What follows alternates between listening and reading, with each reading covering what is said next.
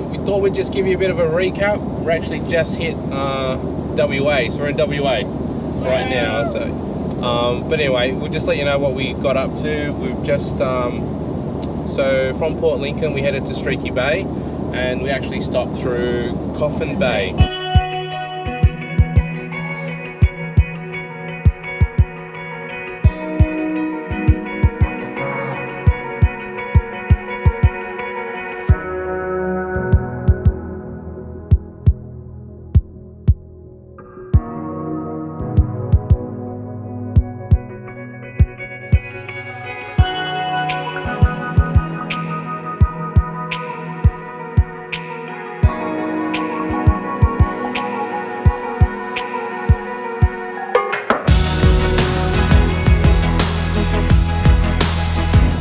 Miserable day. It was just raining as well, wasn't it? Yeah. Like just really wet and miserable. But anyway, we stopped in Coffin Bay because we've heard the oysters are really good. So I love oysters. What about you kids? I like oyster shit better than. So I'm the only one here that really loves oysters. So we stopped by and we got some lovely fresh oysters from West Coast Oysters. So they were like $13 for a dozen, which I just thought was extremely cheap. But you got to shuck them. So that was an experience. I've never shucked oysters before. I had to actually purchase my own shucking oyster knife, so I've got one now. But yeah, $13 and $7 for the shucking. Just have a bit of a drive around Coffin Bay, and you actually see them pulling in their boats for the mornings, empty of, you know, oyster pots, and then another one will come in and be full of oyster pots, and then you drive a couple of blocks away and they pull out your bag of oysters, and in it is a docket saying that they were pulled fresh out of the water that morning. And it was only, we did it at what, 9:30, 10 o'clock in the morning, so yeah, they were really super fresh. So yeah, it's pretty cool. And yeah, shucking oysters for the first time. Well, actually when we were there was a guy buying oysters as well, and he was trying to teach me how to shuck oysters. Yes. He just goes, oh, you shove it in here, you pull this muscle, you click it open, and then it's open. So my first go, kind of did it. The shell broke a bit everywhere and had little bits of oyster shell. And a couple of years later, I just shoved the knife straight through my finger. So anyway, it's an experience, something to live and learn by. So hopefully by the end of the trip, I'll become a shucking master at doing oysters. So yeah, that was Coffin Bay. And then after that, we wrestled with more storms and wind as we headed towards Streaky Bay.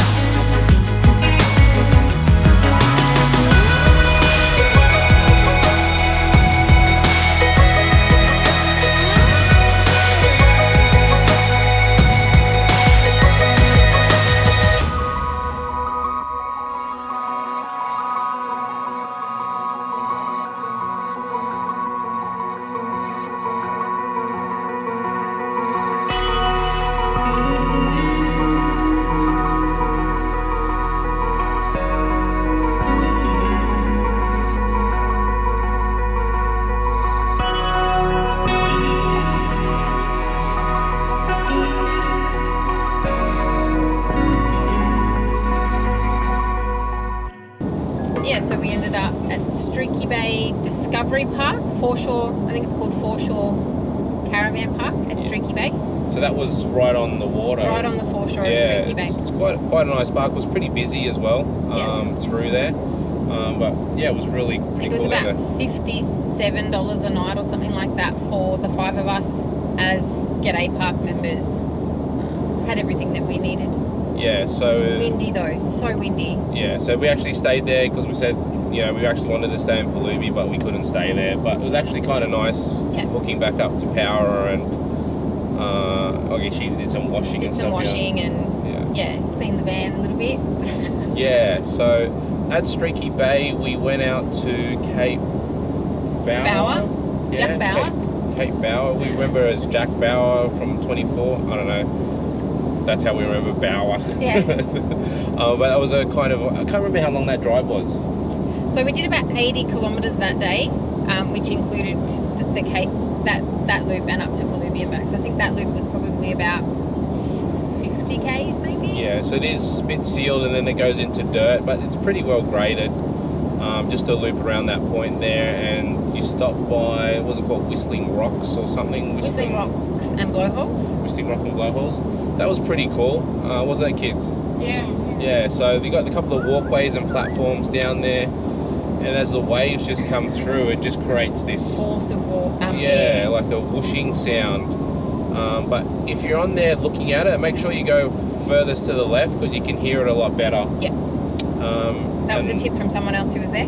Yeah, we were standing on the other side of the platform, really could hear something, I couldn't hear anything, and then when you move over to the left, you actually hear this real whooshing sound. Yeah, quite distinct sound. And then the platform on the right, just another lookout. I'm not sure what they called that, but it's just overlooking some more cliffs and so forth. Tried to get the drone up, got it up, and then everyone starts screaming, yelling, there's a bird, there's a bird. Just looking at the drone, so quickly just brought it back down again. So because the bird was investigating it, it was like, what are you doing in my territory? yeah, so the bird was just looking and hovering over the drone, so I wasn't sure if it was going to swoop it or take it out or just eat it.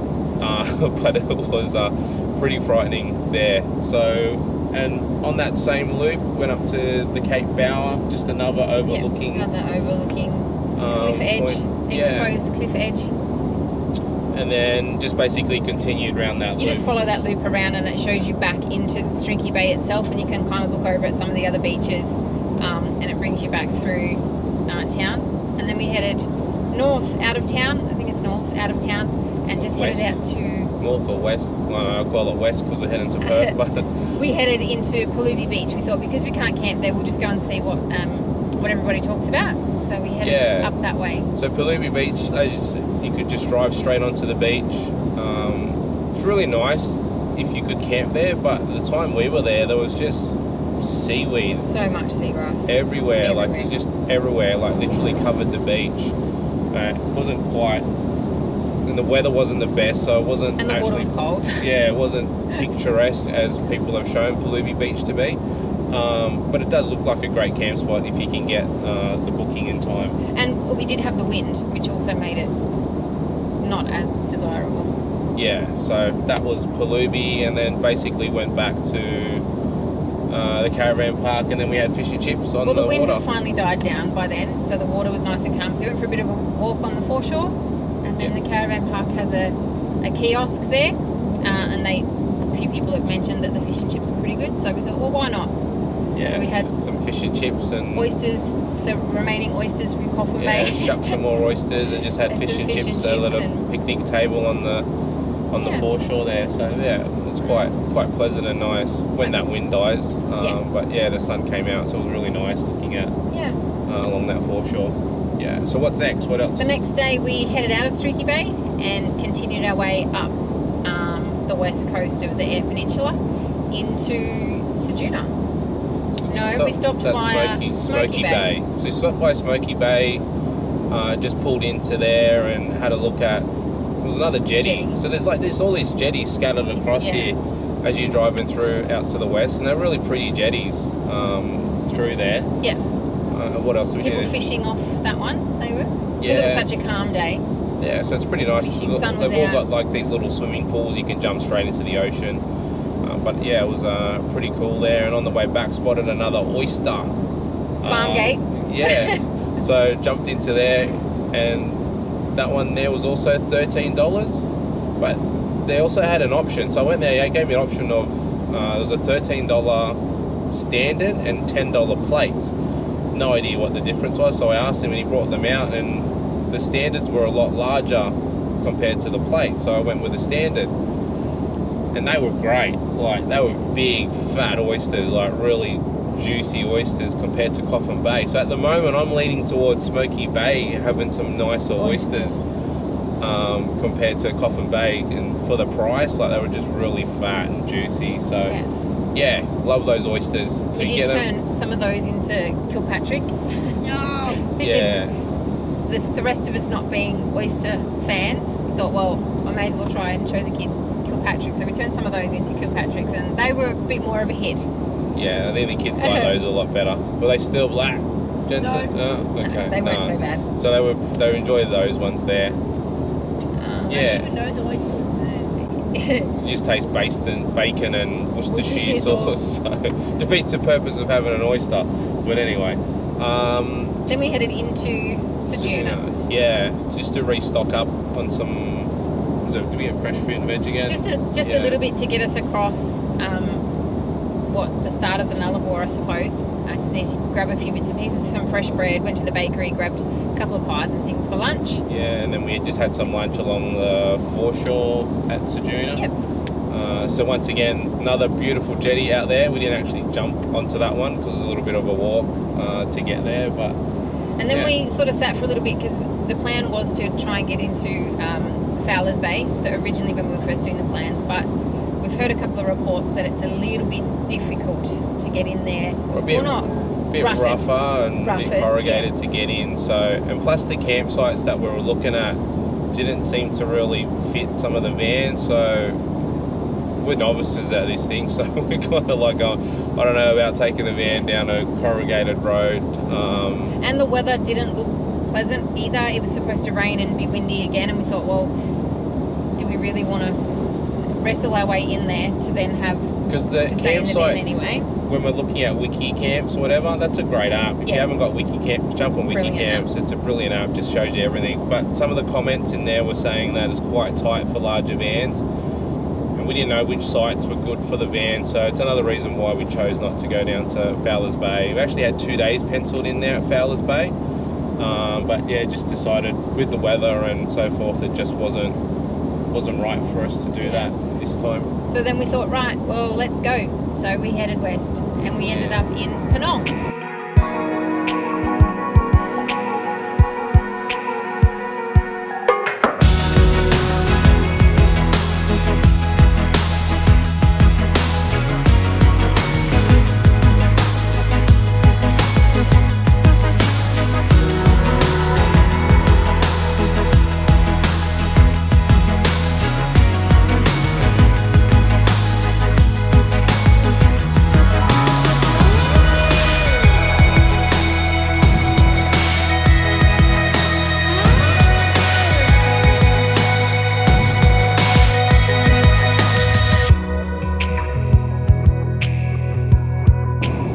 Mid-afternoon we're in Penong. Yeah, and saw the Windmill Museum. What did your kids find? Found a swing pump. A swing pump. You sit on this swing and you kick your legs and you get yourself going and you start pumping water. I guess the whole thing is to try and teach kids about windmills and what actually they do. They're not just a thing that spins around and looks pretty. They actually have a purpose in life.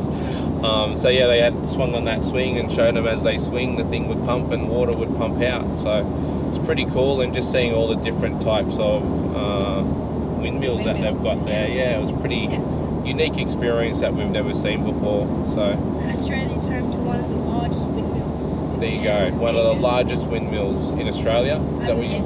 Huh? And the tallest apparently. Yeah. So there we go. And then we tried to actually stay at the caravan park at Penang. But that was actually full. It's quite surprising this trip that we've actually had to book a lot more in advance than we wanted to. Like we couldn't even get a spot down there in Penong. Penong, there we go. But they did have an overflow site, which was about $30 to just basically park your van there and use the facility. So no power, no water hookup, but you could fill your tanks up again. That was about $30. So our tanks were full and we didn't really need power. So we just thought we'd keep going. So one of the ladies checking into the caravan park sort of said, look, if you're fully self-contained and you're ready, she said there's a rest area sort of 20 k's out of town that looked pretty good. Yeah, so they were all like got trees and cover and stuff. So yeah, we ended up camping there the night, and yeah, it's pretty overlooking the plains. Yeah, it was a different view, overlooking like a farm plain type thing. Got a beautiful sunset there. Yeah, it was quite nice there. And then from there we headed up to, where we go after that? We went to White Whales. Oh, White Whales. Yeah, White Whales. Cave rest area, which is actually at the head of Bight. Yeah, so that's a pretty cool as well there. Like, it's hard surface there, a hard stand.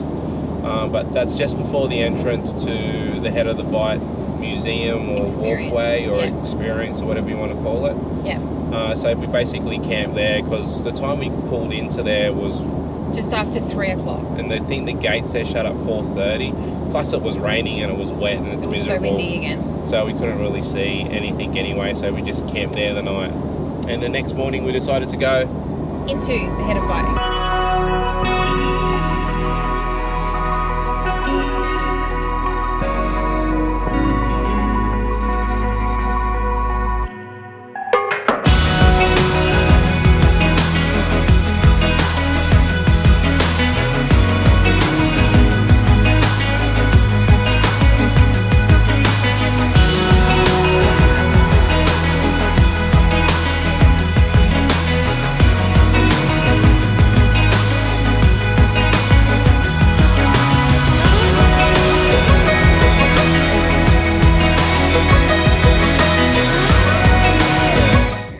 So that was it $9 or something? So yeah, it was $9 an adult, and children under 15 were free, but we were in the off season, so no whales.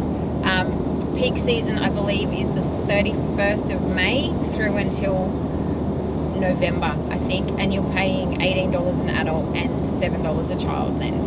So the reason it does go up is because the whales actually come into shore and they breed there. They breed, birth there or whatever with their calves.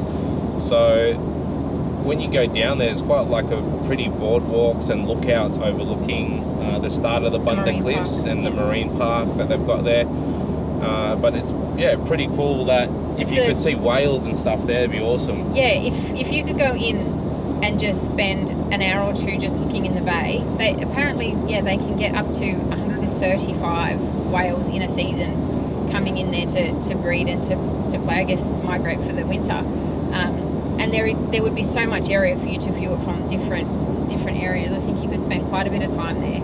Yeah, so it's we didn't get any. No, we didn't get anything. We asked the lady, said any whales, and she kind of laughed and said, no, like, you've got no hope. No hope. We were still hoping, but there was nothing down there, was there? No. But we did get a beautiful rainbow across the start of the Bunda Cliffs. Yeah. Just because of the weather. It's like this weird weather we've been having as we've been driving through there. We started the boardwalk and it was, you could see this storm coming, and we went, so we hunkered down in a shelter for about 5 minutes or so, and then it blew past. So then we went down and had a bit of a look, and then as we were looking at the boardwalk, I looked up and there was another front coming, so I said, right, let's get back. So we got back to the visitor centre, watched that one came through as well. 10 minutes later the sun was back out. Okay, let's go back outside. So so it's quite interesting. Pretty funny weather. But the head of Bight experience itself's got like some whale skull. Humpback whale. I don't know if it's a humpback. There's some bones or a skull of a whale there, which is pretty good to see in scale of how big these things can be. They've just got like boards and different materials and stuff to kind of check out through there. So yeah, that was pretty cool to go there. Lots of souvenirs in the visitor centre. Lots of souvenirs in there in the visitor centre. So after that, we just kept basically going west. And like we really wanted to stay on the Bunda Cliffs. Yeah, we've heard and seen a lot of stuff there about Bunda Cliffs and just how pretty it actually was.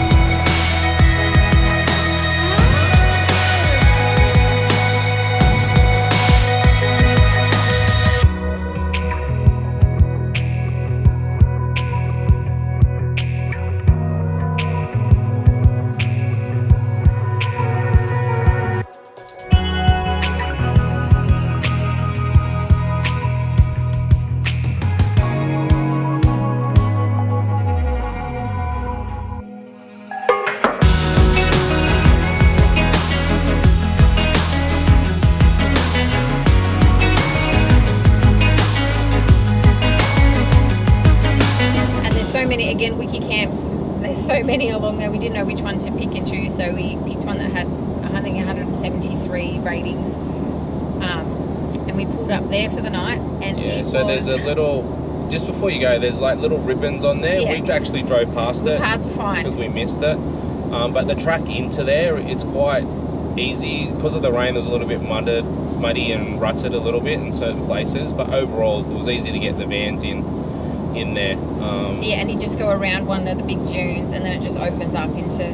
But there's plenty area. campsites up there. Like there's quite a few vans or 2 vans when we got there. But by the end of it, there was quite a few vans all camped up in there. But what about our experience of Bunda Cliffs for the first time?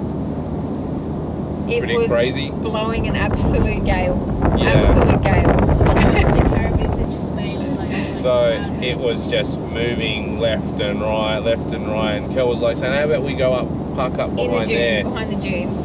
I was kind of like, what's the point? Be like kind of camping on anywhere, 'cause you don't get the view. So we're looking at the forecast and it did say it was going to die down by about midnight. in the So morning, we parked up on the cliff. Call us idiots or whatever, but it was blowing a a lone gale. van up on the cliff. And it was just blowing a gale, like absolute. It was fierce. Yeah, it was pretty fierce with just the van rocking. So that was an experience for the night. Yeah. So we did wake up to the sunshine and really calm. No wind. Just a slight breeze. Yeah, so it was actually really pretty then, trying to see it. It was a bit cloudy, so you're kind of waiting for the sun to peek its head through to try and capture some nice moments. But overall, that was pretty pleasant then, experiencing. And you Bunda can see why Cliffs, people camp there. I just think we got a bad day, as in a really bad day. Yeah. So, but we've heard that, it's either windy or you get flies or you get perfect weather conditions. So, but yeah, Bunda Cliffs, it was pretty good. We were a little bit scared to park close to the edge, so we kind of got as close as we thought we were comfortable with. Yeah. But overall, Bunda Cliffs, it's pretty magic, isn't it? Just sitting there, parking on the cliffs and enjoying that view as a campsite was pretty special. Yeah, and again, reading at the head of Bight, I didn't realise that the Bunda Cliffs were the longest uninterrupted sea cliffs in the world, which is pretty amazing to think that that's in Australia and it's accessible the way that it is, and you can camp on that is amazing. Yeah, cool. So, I don't know, after Bunda Cliffs we just... There were 3 lookouts. Oh, that's right, yeah. That we did, and each one has a little bit different view to offer. So one of them had cliffs both ways, one of them had cliffs one way, and the other one had beaches. More like the plains. So the cliffs had sort of leveled off into plains and then down into sand. So each one a little bit different and still beautiful, amazing. Yeah. Oh, we forgot to mention we stopped at the Nullabor, the roadhouse. Oh yeah, we did too. Yep. Yeah, so we actually the old roadhouse? the old roadhouse through there. That was pretty unique as well, wasn't it? Yeah. Just seeing what it was like to be there. Yeah. Yeah. They played another golf hole, but it was terrible weather. Yeah, we did try to play a golf hole there as well, but it was just muddy and everything was just wrong about playing golf in those kinds of conditions. So, but that was the Nullabor, bit jumping all over the place here, but so where we're off to, so now we're off to trying to get to... We're going to get as far as we can today. And then try and get into Esperance and Cape... Drop south and then we'll head around. Lucky Bay or something, I think it is, Lucky Bay.